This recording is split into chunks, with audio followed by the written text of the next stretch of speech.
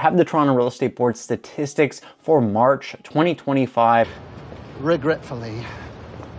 So in this video, we're going to talk about the Toronto Real Estate Board, what the statistics look like as a overall picture. Then we're going to break it down a little bit further, talk about the types of housing, and give you all the details that you need to know if you're thinking of maybe making a move in this market, whether it's selling a property that you currently have, trying to figure out if it's the right time to do so, or if you're just considering maybe getting into the market.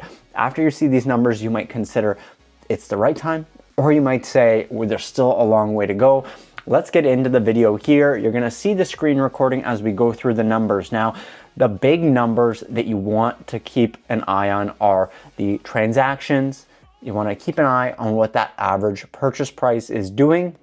And then we're gonna compare these to what happened last month. Year over year is something that sometimes is valuable to us, but really what we want to know is how much things have changed month over month, especially when we're looking at the finer details of the data. So just a quick glance here, right away, we have a 36% increase in the new listing volume month over month. So people put their properties on at a 36% increase here. Now we're seeing 34,143 that came on in the month of March. That is a very, very big increase.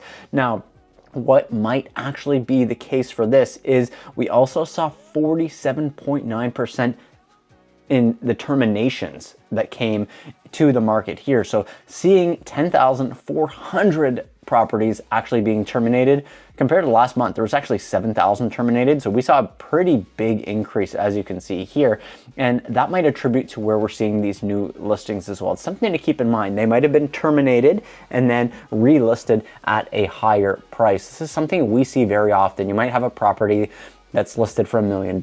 Maybe it's worth $850. They try it on the market at $1 million, and instead of doing a price change to $899 or $929, for example, they will just terminate the listing and then relist it at their new listing price. And that's where you'll see this new listing volume pile up, and that termination is likely a big portion of those new listings that's actually hitting the market. So we did see a pretty big jump in 16% almost here from month over month on the transaction dollar volume. When we're talking about the actual purchase price here, you're gonna see the median price didn't change all that much. We went up $2,000. Now, keep in mind, the stats we're looking at currently is overall, the whole update for March, all property types.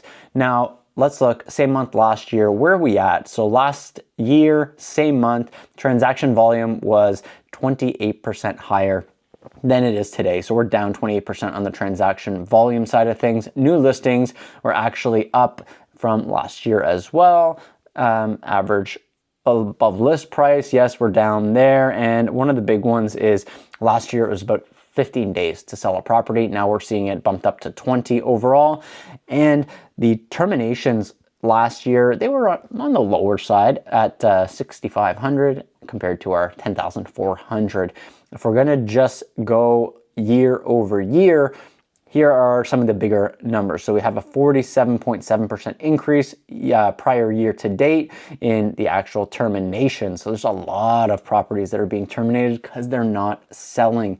And then your transactions themselves, we're going last year, 35,000 at this point and 27,000. So we're actually 22% behind last year in terms of the actual transactions and what is happening in the active market. Now, a lot of you are going to have a specific location that you might be interested in, but we're going to just tackle the different types of properties first. We're going to start with condos because that is the talk of everything. We'll talk condo apartments first here and see what those data points actually look like. So here we are, transaction volume. So we're up slightly. We're up about 100 sales, 5.1% on the condos, which is great. Got to move a lot of that inventory. There's so much of it. New listings were up 23%. So we saw just under 7,000 condo listings hit the market.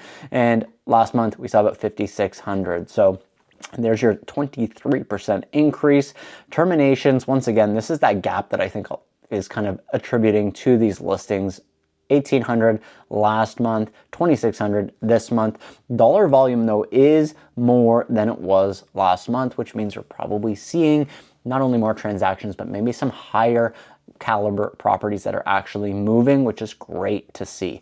Now let's look at last year, because the condo market last year was not nearly as bad. Transaction volume last year, 2,500 units last March, now 1,700. So that's a 33% reduction. And we always have to remind you, last year was also not a great market. New listings last year, 5,900, 6,900 this time around, 17% increase. Also, not the most exciting to see all these increases. Days on market were up 6 days for the average condo to sell compared to last year, same time. And then we have a 60% increase on the terminations. So that just goes hand in hand once again with properties not selling, so they're being terminated, probably drop down to a lower price. The median price is what we're going to be talking about here. So median price last year, 630 just about, and now we're talking 599. So we're down about $30,000 on the average condo. Keep in mind, or median rather, but it's encompassing all different types of condos, right? Not just 1 bedroom or 2 bedroom. This is all types of condos. Now, if we wanted to get a little bit more granular in it, because we do have a lot of first-time home buyers, condo owners, and people who want to move up in the market, but they might own a condo currently. So let's go through the different types of condos, and we'll just do your 1 and 2 bedroom condos so I can show you kind of where those are compared to the last year. So your 1 bedroom condos here, we're actually seeing the price down from last year, which was 520,000 average price, or median rather, last year, down to 475. That's a big jump on last year's numbers. Transaction volume, you can see the difference here. There's 538 last year, same month, 342 this time around. New listings, very similar. It's a 10% increase, but 1388, now we have 1537. We did see a 300 listing increase month over month. Big thing here, let's check out termination. So we are still seeing a lot of terminations happening, more than last month, more than last year. Days on market, we're up 9 days, 42% increase from last year, same time. So if you are selling a 1 bedroom condo, this is something you need to keep in mind. You're seeing the decrease here in purchase price, or sale price rather. You're down 8.7%, and previous year to date, we're down here 7.1%. Now, if we want to look at the 2 bedrooms here, let's take a peek and see where they stand. So your median 2 bedroom last year was 618. Now we're down to 576. Once again, we're down almost 7%. Transaction volume, we're down about 600 units, give or take a little bit here from last year, same month. So 1,500 down to 987. Your median list price is actually 615 now. It was 650. New listings, we're seeing again an increase of 800 units that have come to the market. And then terminations, we are seeing almost double the terminations happening. So this is kind of your median price. Of course, if you have a specific condo in a specific area, these numbers are going to fluctuate quite a bit. You can get a condo that's a 1 bedroom that still goes over 600,000 or 700,000. But these median prices are going to give us some data on how much things have changed year over year. I have received a few calls even in just in the last couple of days, people who own a condo and they're kind of just considering, am I holding this for 5 or 10 years, or do I want to kind of jump ship here and just take my loss?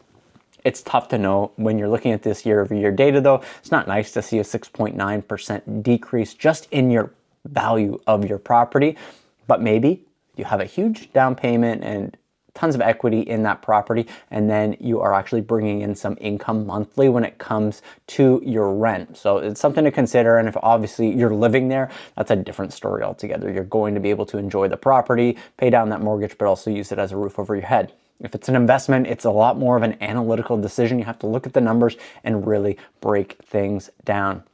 Now, if we're talking townhouses here, we're going to start with the condo side of things, and we will go back to all types of bedrooms. So your average condo townhouse, these are going to have a maintenance fee, something for you to always consider. Last year, we were looking at $693, the average selling price, or median. I'm going to keep saying average, I mean median. And $693 down to $625. So that's a pretty sizable decrease. Transaction volume, we're down about 300 units compared to the same time last year. And new listing volume, we've got an additional 400 or so units here that have hit the market on this side of things, right? So that's a 35% increase month over month. Last month, only 1,700. Now we're up to 2,300.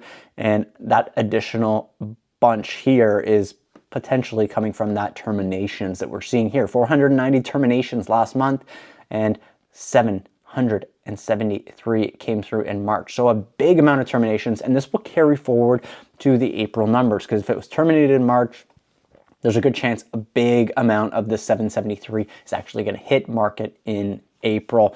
Let's take a peek on the same month last year. How much have things changed here? Days on market, we're adding another 6 days on market right now compared to the same time last year. New listings, yes, we've covered that. Transaction volume was also up, so not looking too hot in the grand scheme of things. Let's take a peek what the freehold market actually looks like, because we do have a lot of clients who are watching these videos. They have freehold townhouses across the GTA. And of course, if you want a more specific video, you're going to get the Brampton separately, because we do have a big chunk of people who are watching these videos who live in the Brampton area. And if you want an area that I don't cover, feel free, just drop the area in the comment section down below. I'm happy to make you a personalized video that actually covers your area, even your ward specifically, depending on where you live. I can give you like pinpoint details on what your home might be worth. Or you can just text me at the number here on screen, and I'd be happy to kind of go through that with you on phone or through a one-on-one discovery call as we chat about things. So average townhouse, median is actually at 758, down from 785. So not as big a decrease, which is nice to see in this category at least. 300 transaction difference between the same month last year. So we had 1,360, and now we had just over 1,000 transactions. Last month, we actually had 868. So we saw an increase in transactions, which is nice to see something increase that's not more negative.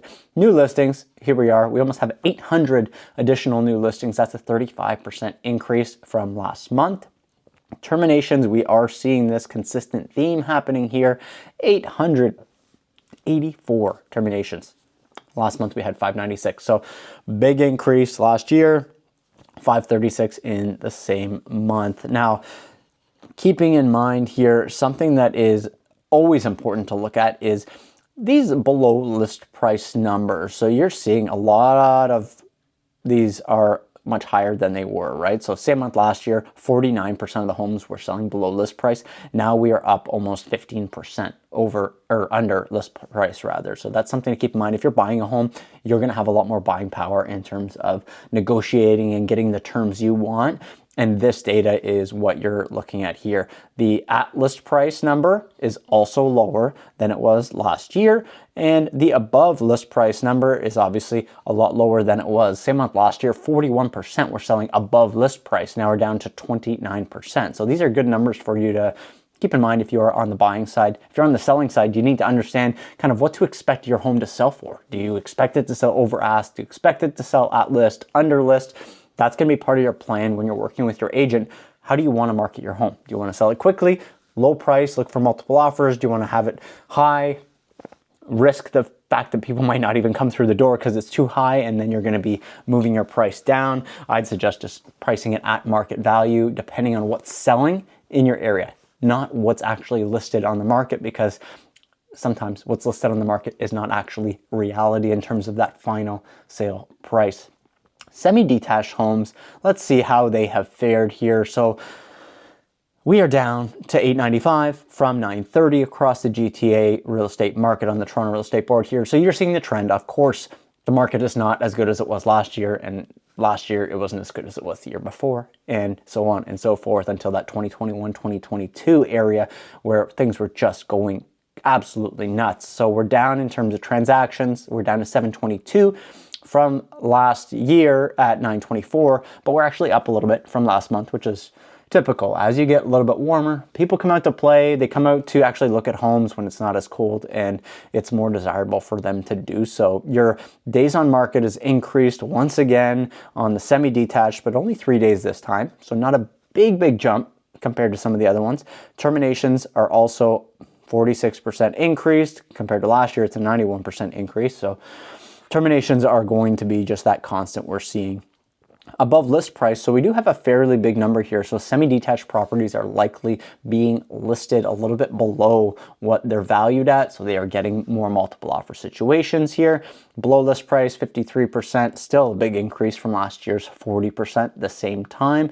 And then new listing volume, we are on the higher end again, 1,700, last month 1,300, last year 1,500. So another increase. And I'm just gonna guess that detached homes have taken a little bit of a price hit as well, but they might actually fare better in a lot of the other areas. So we have seen the average detached home median price, $890,000. Last year, 841. So it's taken a hit, not as significant as some of the other areas. And transaction volume, 5,500 units, down from 7,900. So that's a pretty big dip that we've seen there. Last month, we are up. So maybe things are getting slightly better or more people are active. Something to keep note of. Now, listings, 17,000. Last year, 16 and change. So we have about 500 more listings than we did last year, same month. We saw a big increase here, of course, 5,000 compared to last month. And your terminations, 5,000 of them, 3,400 last month. And then last year was even lower than both those months, so 3,192. So it's something to definitely monitor. Do these terminations continue to happen because people are not able to sell the homes that they are most interested in? Or is it one of those things, people are still looking for crazy prices and they're trying to really grasp the situation at hand? So this video, the whole point of it was just to show you the different categories and what's actually happening with some of these statistics. Of course, there's outliers in every market. Some stuff is selling really quickly still. Some stuff is taking quite a while to sell. If you own a condo, it's definitely something you need to be in for the long haul in terms of putting it on the market and realizing you're not going to find a buyer overnight. Even if you have the lowest price unit in a building, best layout, you still might not sell extremely quickly because a lot of the buyers in that category, they're hesitant, they're taking their time, they know they have the upper hand in terms of negotiations, so they want to kind of wait it out, get some days on market for that property, unless you have something that not everybody else has. So if you have a terrace, for example, huge bonus selling feature in a condo, you don't always get a lot of outdoor space, so that can be something where you maybe set it up for multiple offers, price it a little bit lower than market value, and you will likely get the result you're looking for more quick because you have that added value. If you have something like an additional locker, that's not going to move the needle very much for most buyers. If you have a parking spot, but you're downtown where most people are walking around, also not going to move the needle as much as you might think. So I hope you enjoyed this video. I'd love to know in the comment section down below where you think the rest of this market is going. We can see that things are on an upward trajectory, which is great, but they're definitely on a downward trajectory from last year. So as the weather gets warmer here in the next 60-ish days, do you actually think the market is going to get a little bit better? Do you think we're going to see the traditional spring market that we used to get? We haven't seen it in a few years, to be honest. So I'd be curious myself to see if we actually do get it. But we need to be cognizant. This real estate market is not one that's moving very quickly. Things are selling, but they're taking time. It's a market where I think there's actually a lot of opportunity for everybody involved. If you're selling a home, there's opportunity for you to be patient, to find something out there that maybe you really like and buy it conditional on the sale of your home. If you're buying your first home, of course, we know the opportunity basically lies in that condo sector because there's so many of them, and some people might just give you the best possible deal to get out of that condo that they have listed. Now, if you're just trying to sell a home, that's where your hardest chip is in this market, I think, because you're not going to get the price you necessarily want in today's market, and it's not going to move very quickly. So I'll see you guys in the next one. If you're interested in what's happening specifically in the Brampton real estate market, you can watch that next video here. But if you would much prefer to take a peek at what's happening in Mississauga, you can watch that video here. Thanks so much for watching. I'll see you in the next one. Bye for now.